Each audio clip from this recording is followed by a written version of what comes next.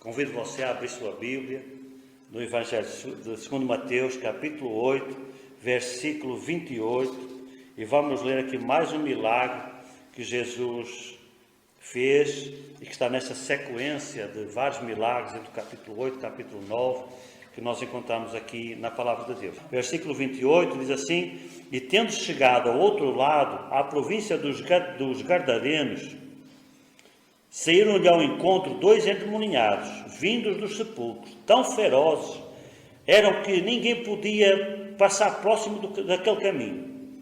E eis que clamaram, dizendo: Que temos nós contigo, Jesus, Filho de Deus? Vieste aqui atormentar-nos antes do tempo? E andava pastando diante deles uma manada de muitos porcos. E os demónios rogaram, dizendo: Se nos expulsas, permite-nos que entremos naquela manada de porcos. E ele disse-lhes: Ide. E saindo eles, se introduziram na manada de porcos, e eis que toda aquela manada de porcos se precipitou no mar, por um despenhadeiro, e morreram nas águas. Os porqueiros fugiram, e chegando à cidade, divulgaram tudo o que acontecera aos endemoniados. E eis que toda aquela cidade saiu ao encontro de Jesus, e vendo, agora notem, rogaram-lhe que se retirasse dos seus termos. Então, em quarto lugar, os demônios reconhecem a autoridade de Jesus e se submetem a essa autoridade voluntariamente. Jesus estava repreendendo os demônios, dizendo: sai dele, e a reação deles, a resposta deles é: tudo bem, a gente sai. Não tem nenhuma resistência. Não tem nada ali, eles tentando ganhar tempo, nada. Eles sabiam que estavam perdidos. E então eles mesmo fazem uma proposta para Jesus: então deixa a gente entrar naqueles porcos. Deixa a gente entrar naqueles porcos. Voluntariamente, a ideia de entrar nos porcos não foi de Jesus. A ordem para entrar nos porcos não foi de Jesus. Na realidade, foi uma concessão de Jesus, uma permissão. Porque o Jesus, eu acho que ele ia mandá-los direto para o abismo. Então, o receio destes demônios aqui era que Jesus ia mandá-los logo para lá, né? Ou seja, o tal tormento antes do tempo. Porque vai chegar o tempo, no juízo final, que todos eles vão ser lançados lá. E depois de todos estarem lançados lá, vão ser todos lançados no lago que há com fogo e enxofre. E não vai ter mais escapatória. E eles sabem que tem esse tempo. Mas aqui ainda não era esse tempo. E eles sabiam disso. Porém, eles se submeteram voluntariamente à autoridade do Senhor e ainda deram a ideia de entrar naqueles porcos, mas daquele homem ali eles não tinham mais chance nenhuma, eles tinham de sair imediatamente, eles estavam perante o verdadeiro Messias. Aqui não era um Messias falso, daqueles que tinham aparecido na Antiguidade, no tempo do Antigo Testamento, era um verdadeiro Messias. Então Jesus estava provando que ele era o verdadeiro Messias, como que ele tinha autoridade sobre esse universo maligno. Aí tem algumas pessoas, aqui em quinto lugar, que elas dizem assim: mas pastor, o diabo não foi vencido na cruz? Os tais que argumentam que o diabo não pode pegar na gente, né? Que não pode nos atingir, eles dizem assim: mas o diabo não foi vencido na cruz? A palavra de Deus não diz lá no Gênesis que o filho da descendência de Adão iria ser ferida no calcanhar, porém ela esmagaria a cabeça? E o diabo a cabeça não foi esmagada na cruz do Calvário? Foi. É verdade. O diabo é um ser espiritual com a cabeça esmagada, porém ele continua ativo. Isso não significa que ele foi anulado, ele só foi vencido. Só que ele ainda não tomou posse da sua derrota. Assim como nós também ainda não tomamos posse da nossa vitória, né? Nossa vitória completa, a gente vai tomar posse dela lá quando Jesus voltar e a gente for para a eternidade. Aí a gente vai ser exatamente aquilo que Deus projetou para nós. No entretanto, nós ainda continuamos sendo o que nós somos. E Ele também continua sendo o que Ele é. Né? Ou seja, a sua derrota está lavrada e não tem o que fazer. Mas ela não foi executada. A sentença ainda não foi executada. Só foi decretada a sentença. Vigie. Porque embora Jesus tenha vencido Satanás na cruz do Calvário, embora ele tenha ali lavrado definitivamente a sentença, ele ainda continua ativo. E ele ainda continua podendo afetar e prejudicar as nossas vidas. Outra pergunta que as pessoas fazem é assim: mas a pessoa que faz mal, ela ela só faz mal porque tem demônio? Não, existem várias formas do inimigo atingir a nossa vida, nos influenciar. Ele pode não conseguir lhe possuir, mas ele pode lhe influenciar. Se você abrir brecha mesmo, ele pode entrar. Começa a fazer o que não presta. Começa a ser rebelde e desobediente, você vai ver se o diabo não entra. Independentemente disso, existem outros níveis que o diabo consegue nos influenciar. Né? Ele consegue atingir a nossa vida. Ele pode tentar nos atingir, por exemplo, como fez com Jó. Né? Jó, era um crente verdadeiro, ele nunca conseguiu entrar na vida de Jó, nem nunca conseguiu desviar Jó. Mas conseguiu levar grandes problemas para a vida dele. Não é? Grandes dificuldades, enfermidade, calamidade, perdeu os filhos, perdeu as terras, perdeu o que ele tinha, a própria mulher se afastou dele. Quanto aquele homem sofreu, mas ele manteve a sua integridade. Mas o diabo conseguiu afetá-lo, sob a permissão de Deus, e até ao limite decretado por Deus, Deus permitiu. Às vezes Deus pode permitir também que aconteça algo na minha vida ou na sua. Né? E para testar a nossa fé ou para fortalecer a nossa fé, porque você pode ter certeza, o Jó que saiu no final daquela tribulação não era o mesmo que começou, não. Jó saiu outro homem, outro crente. A qualidade espiritual de Jó, que já era grande antes, se fortaleceu muito ao longo de toda aquela provação, porque Deus usou aquela provação. Lutero dizia que até o diabo é o diabo de Deus. O que é que ele queria dizer com isso? Ele queria dizer que até o diabo obedece a Deus quando Deus manda.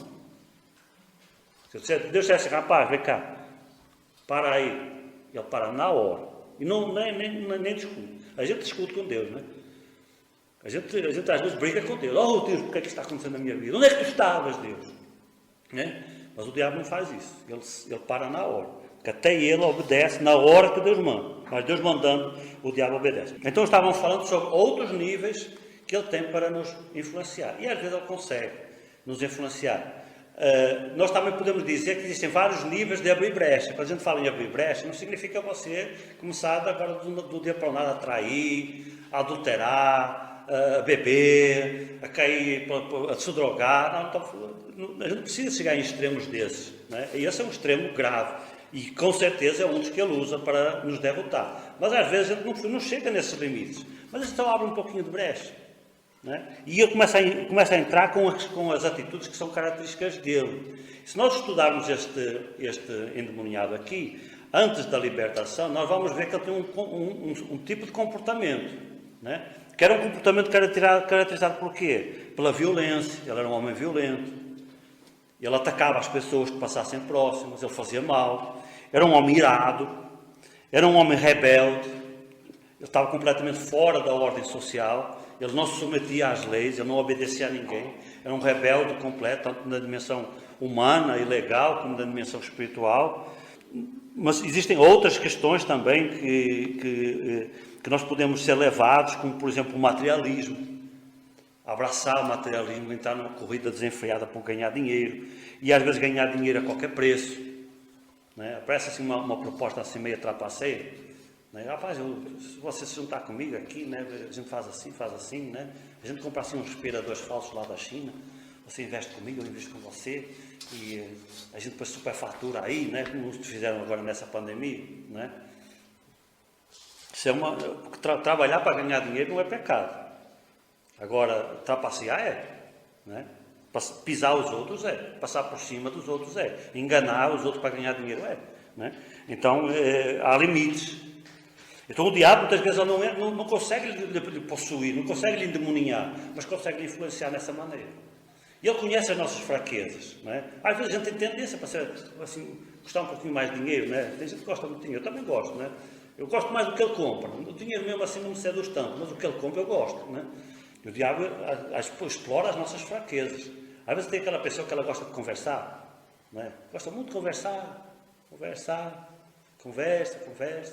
sobre a vida dos outros também, né? Porque sempre a pessoa gosta de conversar, ela gosta de assunto, né?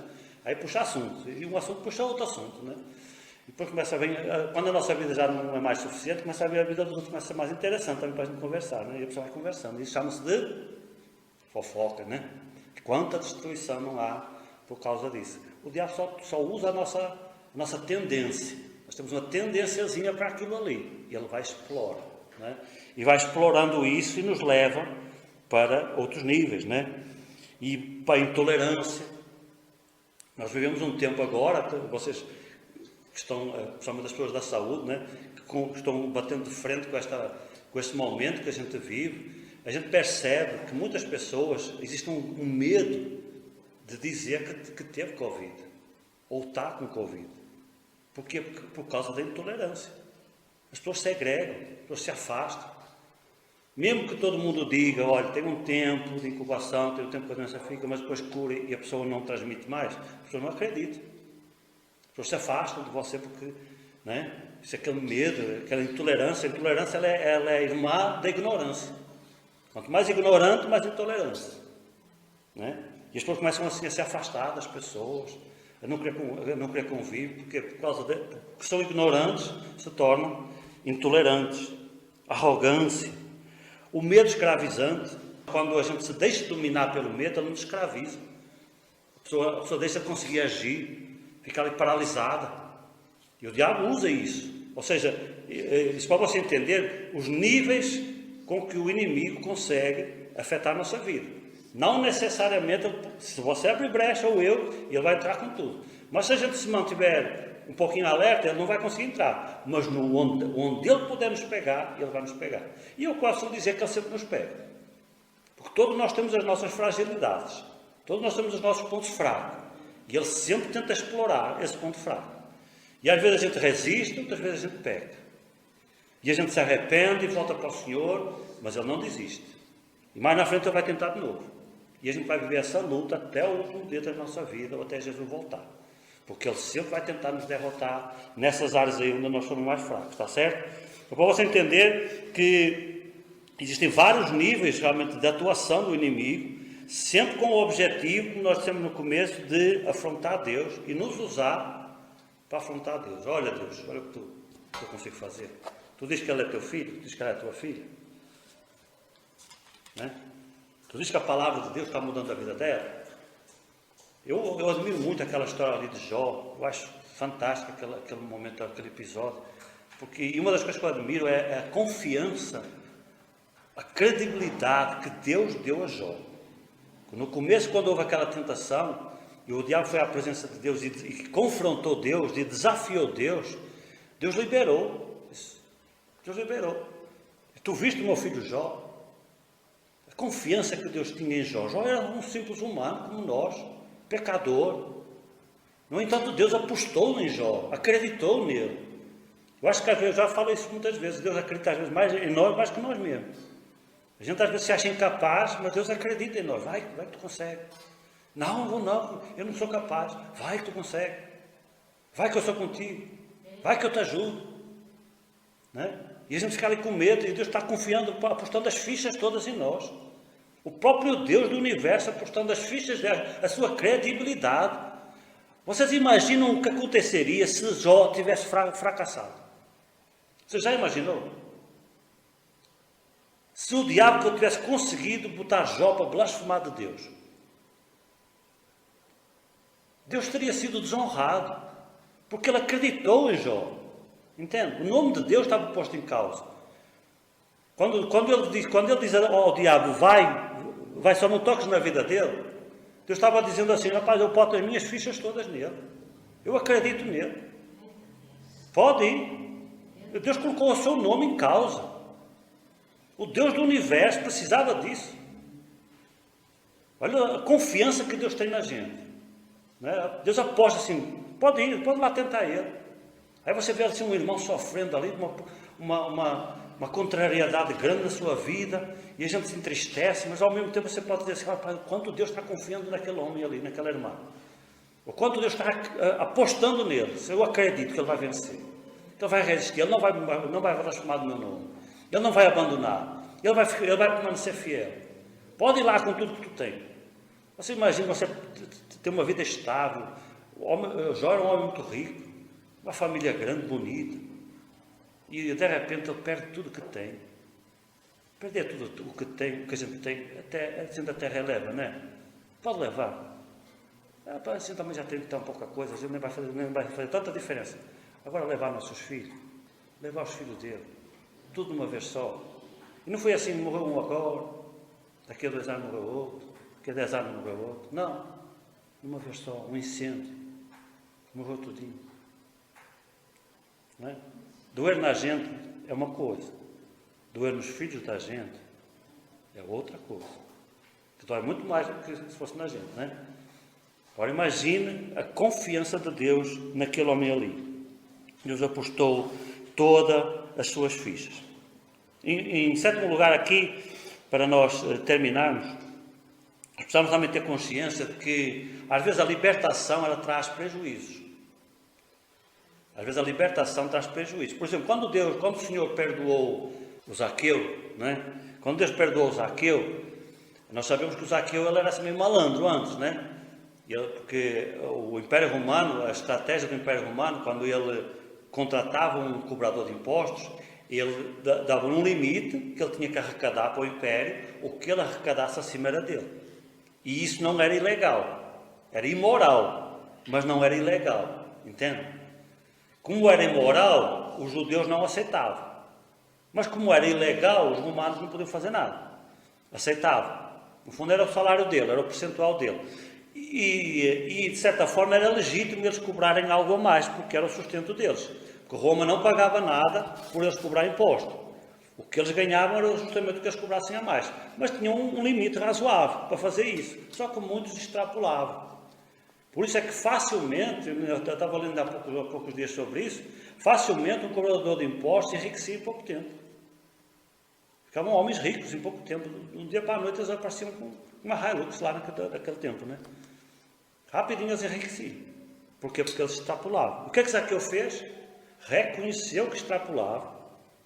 Mas não só reconheceu, ele abriu mão de boa parte da sua fortuna para devolver aquilo que ele roubou, que ele cobrou em excesso às pessoas que ele cobrava. Né? Ou seja, a conversão, a libertação, a conversão não deixa de ser uma libertação. Né? Então, a libertação, ela muitas vezes traz-nos prejuízos. E tem gente que não quer ter esse tipo de prejuízo. Que não quer abrir mão do que pode perder. Quantas pessoas a gente fala de Jesus e a pessoa não quer vir para a igreja, não quer receber Jesus porque ela sabe que vai ter que perder alguma coisa. Tem que abrir mão de alguma coisa. Um relacionamento ilegal, que ela está envolvida, um negócio ilegal, um prazer ilegal, e a pessoa sabe que tem aquela coisa que vai ter que abrir mão, mas ela não quer abrir mão, e porque não quer abrir mão, não é liberto, continua aprisionado, continua escravizado. Os gadarenos, eles perderam os seus porcos. Agora o detalhe é o seguinte, você sabe onde é que fica Gadara? Gadara é a terra dos gadarenos, né? Sabe onde é que fica Gadara? Porque tem pessoas que acham que Gadara, por causa dos porcos, a gente sabe que o judeu não comia carne de porco. Ele não podia nem comer, nem produzir, né? Porque às vezes tem aquela história, justamente por causa da ideia materialista, que a pessoa diz assim, eu vendo, mas não como. Eu não como, mas eu vendo. Mas eu não como, né? Aí a pessoa acha, desde que ela não coma ou não bebe, aí pode, né? Como é para ganhar dinheiro, né? A gente às vezes acha que o dinheiro muda a regra do jogo, mas o dinheiro não muda a regra do jogo. Se é ilícito, continua sendo ilícito. Quer dê lucro, quer não dê, continua a ser ilícito, né? Infelizmente a gente muitas vezes tem essa mentalidade bem financista. A gente sabe muito bem o que é certo e o que é errado, desde que não envolva dinheiro. Na hora que envolver dinheiro, a gente as regras mudam. A regra não muda por causa do dinheiro. E nós temos aqui um exemplo claro disso. A regra não mudou por causa do dinheiro. E eles, com certeza, se acima ali mais de 2.000 porcos, 2.000 porcos é muita coisa, né? É um rebanho muito bom, é um dinheiro muito bom de carne ali, né? Aqueles porcos eram para quê? Era para comer. Talvez eles não comessem, mas vendiam para os outros povos vizinhos. E agora, onde é que era Gadara? Gadara é uma região, é uma província que pertencia à Galileia. Então você já está a começar a imaginar onde é que fica Gadara, né? Dentro de Israel. Não era um país externo. Gadara não era assim uma província, já depois da fronteira. Por exemplo, Samaria assim, era um território meio estranho, né? Porque Samaria não era Israel.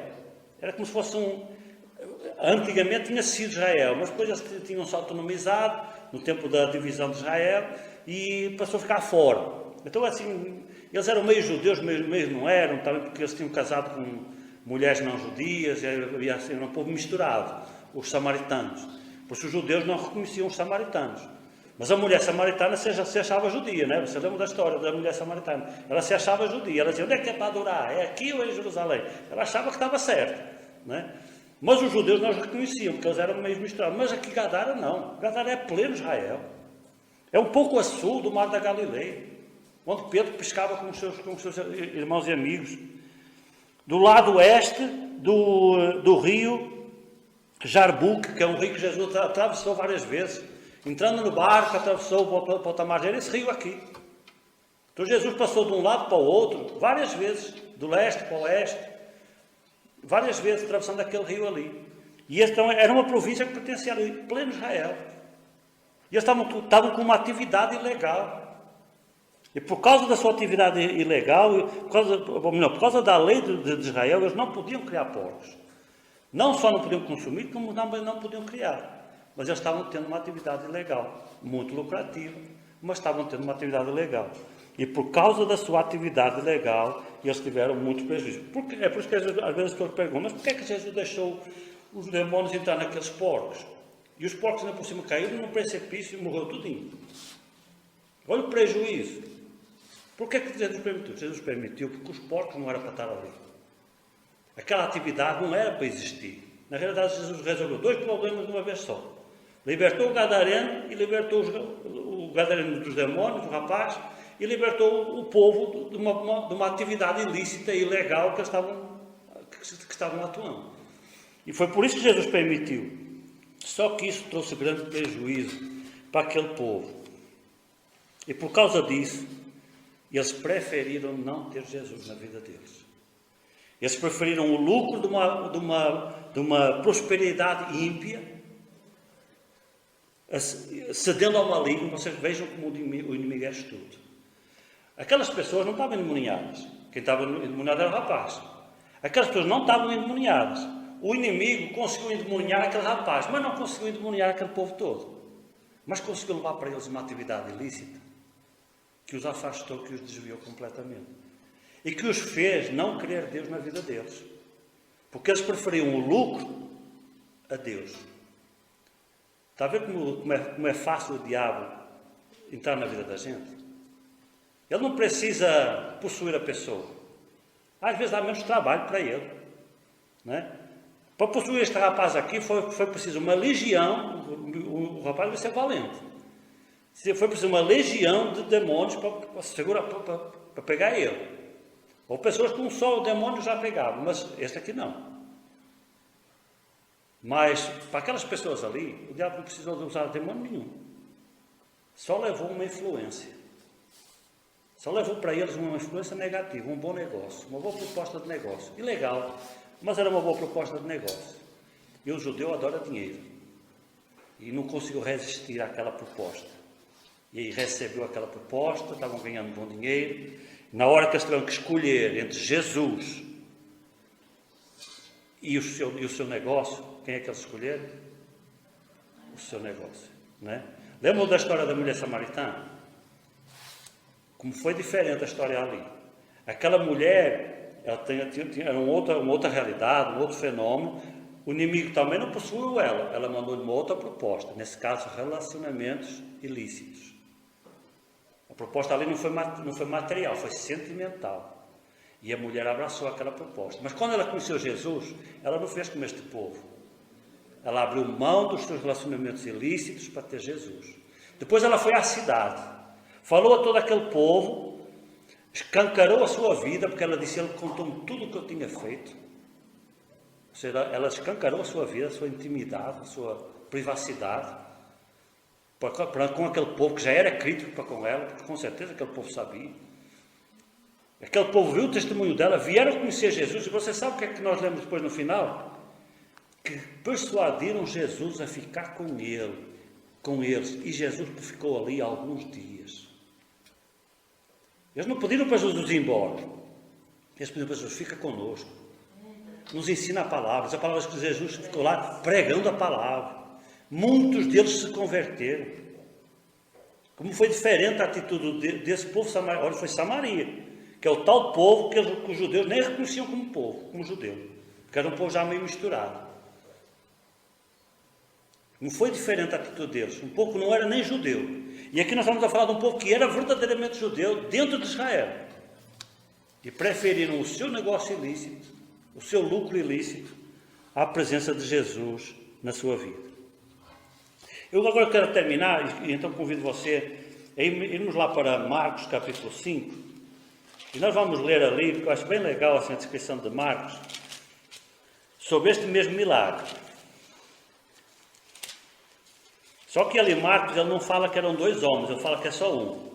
O facto de Marcos dizer que é só um não quer dizer que não existia um segundo. Quer dizer que ele está se detendo em só num deles, entende? Às vezes as pessoas usam essas coisas para tentar encontrar contradições na Bíblia, que não tem nenhuma contradição. Mateus diz que eram 2, Marcos diz que é um, Marcos capítulo 5. O que é que isso quer dizer? Que Mateus deu testemunho dos 2 e Marcos preferiu contar a história só de um. Não tem nada de irregular aqui. Não significa, isso não exclui a possibilidade do outro. Marcos capítulo 5, versículo 1 diz assim: e chegaram ao outro lado do mar, à província dos Gadarenos. E saindo ele do barco, lhe saiu ao seu encontro dos sepulcros, um homem com um espírito imundo, o qual tinha a sua morada nos sepulcros, e nem ainda com cadeias se podia alguém o prender. Porque, tendo sido muitas vezes preso com grilhões e cadeias, as cadeias foram por eles feitas em pedaços, e os grilhões em migalhas, e ninguém o podia amansar. E andava sempre de dia e de noite, clamando pelos montes e pelos sepulcros, e ferindo-se com pedras. E quando viu Jesus ao longe, correu e o adorou. Olha o testemunho que Marcos dá aqui, do mesmo momento. Correndo o adorou. Quem tomou a iniciativa de ter com Jesus, não foi Jesus que chamou ele. Foi o espírito imundo, nem foi o homem. O homem estava completamente dominado. O espírito imundo, quando ele viu Jesus, disse: não posso fazer mais nada, só tenho que adorar. Olha a submissão dos demônios à presença de Jesus. E clamando com grande voz disse: que tenho eu contigo, Jesus, Filho do Deus Altíssimo, conjuro-te por Deus que não me atormentes. E agora o versículo 8: porque lhe dizia: sai deste homem, espírito imundo. E nós temos então que Jesus já estava dando ordem. E perguntou-lhe: qual é o teu nome? E ele respondeu-lhe dizendo: Legião é o meu nome. E Legião é o meu nome porque somos muitos. E rogava-lhe muito que os não enviasse para fora daquela província. E andava ali pastando no monte uma grande manada de porcos. E todos aqueles demónios lhe rogaram, dizendo: manda-nos para aqueles porcos, para que entremos nele. E Jesus logo lhe permitiu. Note que a ida para os porcos foi uma permissão. Eles rogaram e Jesus permitiu. E saindo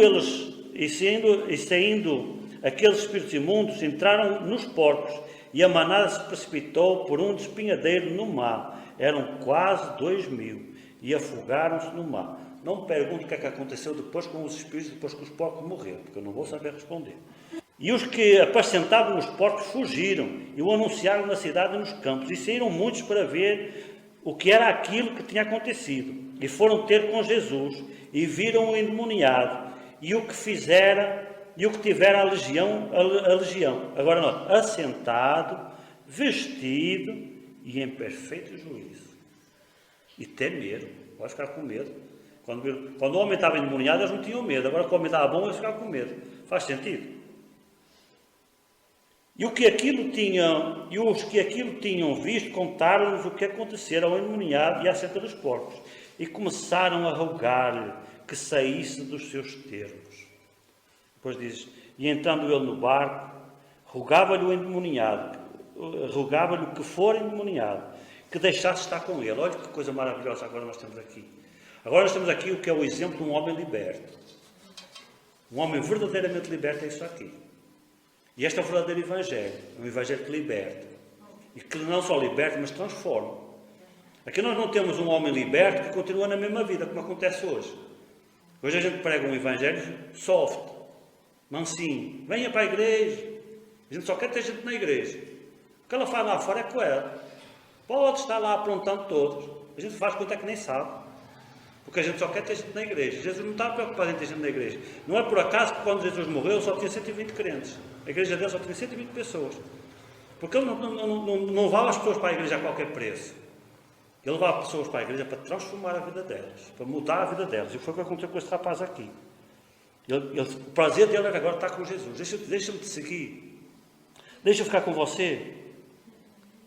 Versículo 19. Jesus, porém, não lhe permitiu, mas disse: vai para a tua terra, vai para a tua casa, para os teus, anuncia-lhes quão grandes coisas o Senhor te fez e como teve misericórdia de ti. E ele foi e começou a anunciar em Decápolis quão grandes coisas Jesus lhe fizeram, e todos se maravilhavam. Dizem que este homem é provavelmente o primeiro grande missionário da era cristã. Porque isto acontece bem no início do ministério de Jesus. Aquele homem queria estar com Jesus, só que se ele estivesse com Jesus, ele ia anunciar o Evangelho onde Jesus já estava anunciando, com os 12, né? Mas se ele fosse para outro canto, ele ia pregar a palavra de Deus no outro canto. Foi isso exatamente que este homem fez. Primeiro, Jesus mudou completamente a vida dele. Daquele homem perturbado, violento, tornou-se um homem calmo, tranquilo, um homem que andava nu, agora está ali vestido, sentado, quieto, um homem agitado, que não parava quieto. A Bíblia diz que ele andava de noite e de dia pelos montes, ou seja, parece que o homem não dormia. Nota que aquele demônio não deixava o homem dormir. Ele ia matar aquele homem em pouco tempo. E agora está ali o homem sentado, quieto, tranquilo. Aí quando ele tem a oportunidade, ele quer seguir Jesus, só quer estar perto de Jesus, quer aprender mais de Jesus. Aí Jesus não lhe permite, mas ele vai para a terra dele e dá testemunho, e começa a evangelizar e a ganhar gente para Jesus. Esta é a obra verdadeira do Evangelho, um homem verdadeiramente liberto. A libertação de Jesus é isto. Nós podemos dizer que isto aqui é outra credencial do messianismo de Jesus. Além do seu poder, da sua autoridade sobre o reino espiritual, em particular o reino espiritual hostil, que é o reino demoníaco, ele também tem a autoridade de transformar as nossas vidas. Mas isso aí vai ser uma outra pregação. Depois nós vamos fazer um pouquinho mais lá na frente. Amém? Mas que cada um de nós possa se consolar com essa palavra, confirmar também a nossa fé, que verdadeiramente aquele que nós seguimos é o verdadeiro Messias. E ele é o verdadeiro Messias, não foi porque ele disse que era o verdadeiro Messias, foi porque ele provou. Porque ele provou que era o verdadeiro Messias. E estas são as provas, as credenciais do seu messianismo. Este milagre, ele é mencionado por Mateus, por Marcos e por Lucas. Os 3 evangelhos sinóticos confirmam que Jesus verdadeiramente fez este milagre. Para que não ficasse dúvida nenhuma que ele era o verdadeiro Messias, que ele era o verdadeiro Filho de Deus e que ele tinha autoridade sobre as doenças, sobre a natureza, mas também sobre o reino espiritual hostil, sobre o reino dos demónios, que numa ordem sua eles lhe obedeciam. E nós podemos dizer que não precisava nenhuma ordem sua, a sua presença. Quando aqueles demónios viram Jesus, eles não tinham nem falado nada ainda. Eles já estavam se prostrando aos pés dele, adorando o Senhor. E dizendo que ele era o Filho do Deus Altíssimo, o verdadeiro Filho de Deus, o verdadeiro Messias. Amém? Mas que Deus nos abençoe, continue trabalhando nas nossas vidas, confirma a nossa fé, e nós também vigiamos, né? Porque este reino não existiu só lá no tempo do Gadareno, não. Ele continua existindo hoje, e se ele puder traçar a nossa vida, ele vai traçar. Se ele não puder entrar com tudo, ele vai entrar com o que puder. A palavra de Deus diz que ele nos ataca com setas inflamadas, ele lança assim uns dardos à distância. Né? Às vezes ele não consegue chegar perto, porque Deus não permite que ele chegue perto, mas aí ele pega e lança assim um dardo à distância. Né? Uma proposta assim meio irregular, para ver se a gente vai na onda. Né? Mas olha, Deus faz connosco o que fez com Jó. Deus diz, pode lançar o dardo inflamado. Eu acredito nele, eu acredito nela, ela vai resistir. E tu vais se envergonhar. Amém? Pois que eu e vocês não possam resistir ao diabo, como diz também a palavra de Deus, não é? Resistir ao diabo, ele fugirá de vós. Resistir ao diabo, ele fugirá de vós. Sabe porque é que ele não foge? Porque ele não resiste. A hora que a gente começa a resistir, como é que eu resisto? Me aproximando de Deus. Me aproximando da palavra de Deus. Não é? Olha o que acontece quando o diabo chega junto de alguém que está com Jesus.